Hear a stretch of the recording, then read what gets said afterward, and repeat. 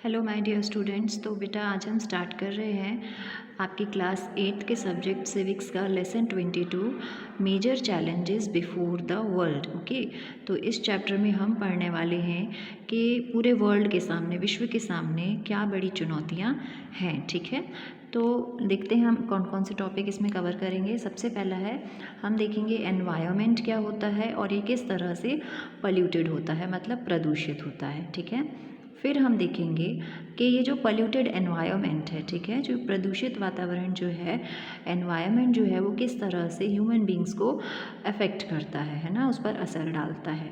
फिर हम देखेंगे ग्लोबलाइजेशन का मतलब क्या होता है ना, वैश्वीकरण जो होता है और इसके बैड इफ़ेक्ट्स क्या है, ये क्या बुरा प्रभाव इस दुनिया पर डालता है।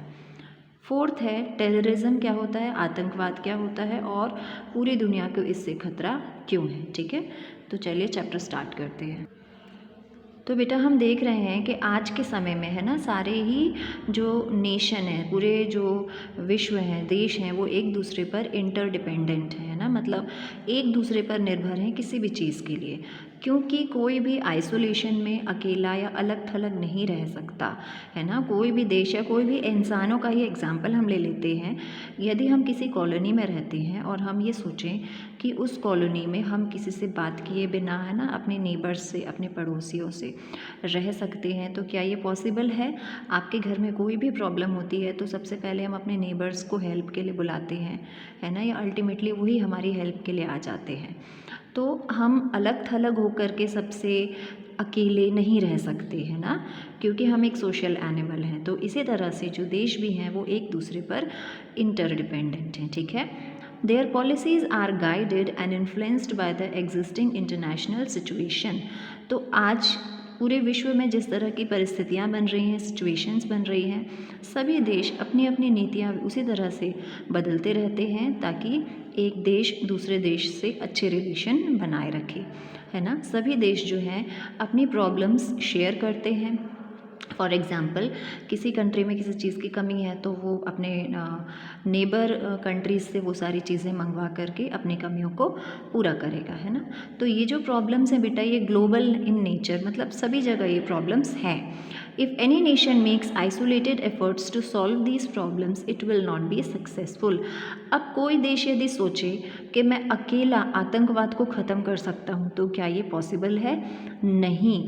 आतंकवाद एक ऐसी चीज़ है जिसे पूरे देश मिल करके, है ना, सभी दुनिया के देश मिल करके कोशिश करेंगे तभी वो ख़त्म होगा। तो कोई भी प्रॉब्लम हो, कोई भी अकेला देश है, कोई भी अकेला इंसान ये सोचे कि मैं इसको अकेले ही सॉल्व कर लूँगा, तो ये पॉसिबल नहीं है।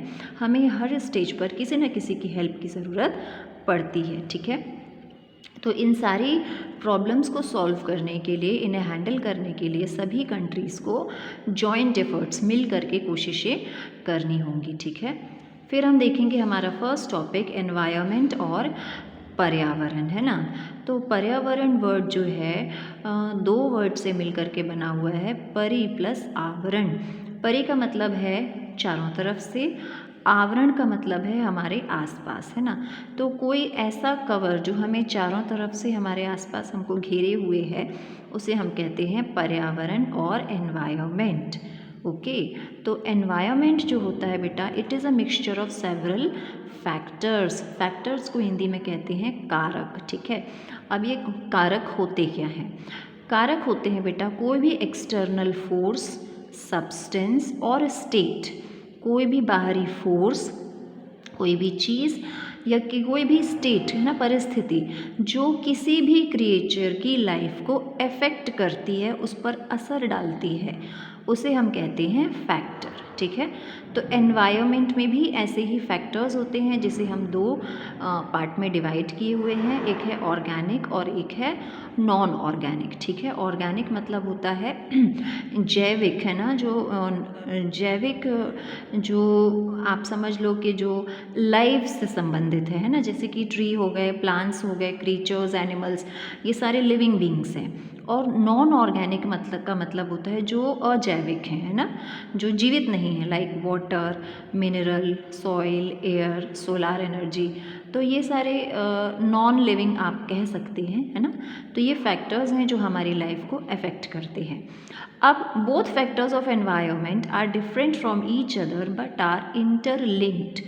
ऑर्गेनिक फैक्टर हों चाहे नॉन ऑर्गेनिक फैक्टर हों, दोनों ही एक दूसरे से डिफरेंट हैं, अलग अलग हैं, लेकिन फिर भी दोनों एक दूसरे से इंटरलिंक्ड हैं, ठीक है, किसी न किसी तरीके से जुड़े हुए हैं।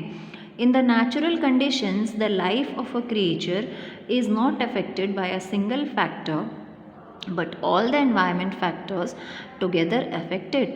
तो आज के समय में नेचुरल कंडीशंस में अगर हम देखें, किसी भी ऑर्गेनिज्म की जो लाइफ है वो दोनों फैक्टर से अफेक्टेड होती है, ठीक है, चाहे वो ऑर्गेनिक फैक्टर हों चाहे वो नॉन ऑर्गेनिक फैक्टर हों। अब these factors affecting the creature also leave an impact on each other.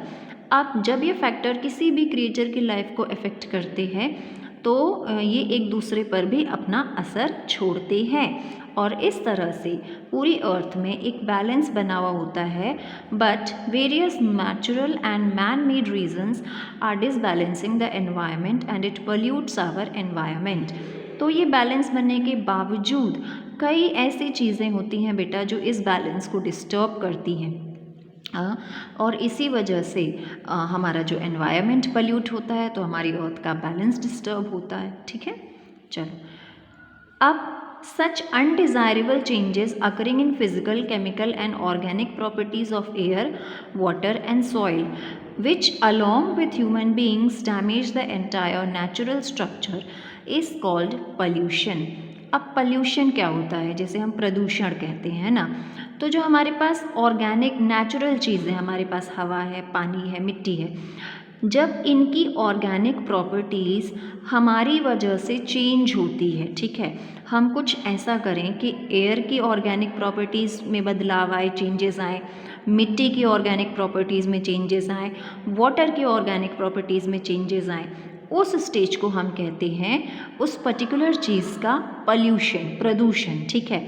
अब अगर एग्जांपल मैं आपको बोलूँ कि रिवर है ना, रिवर में साफ़ पानी है, अगर हम उसमें नालियों का पानी डालेंगे, गंदा पानी हम उसमें एमिनेट करेंगे, छोड़ देंगे, डाल देंगे, है ना, तो रिवर का पानी तो गंदा हो जाएगा। वो अपने आप तो गंदा हुआ नहीं, हमने किया ना। तो हमने क्या किया, रिवर को, वाटर को हमने उसे प्रदूषित किया, ठीक है। तो यहाँ पर यही होता है बेटा पॉल्यूशन का मतलब। ओके, तो ये वाला टॉपिक मैं यहीं फिनिश कर रही हूँ। आई होप आप सबको समझ में आएगा, अच्छे से वीडियो देखेगा, everything you will understand. Thank you.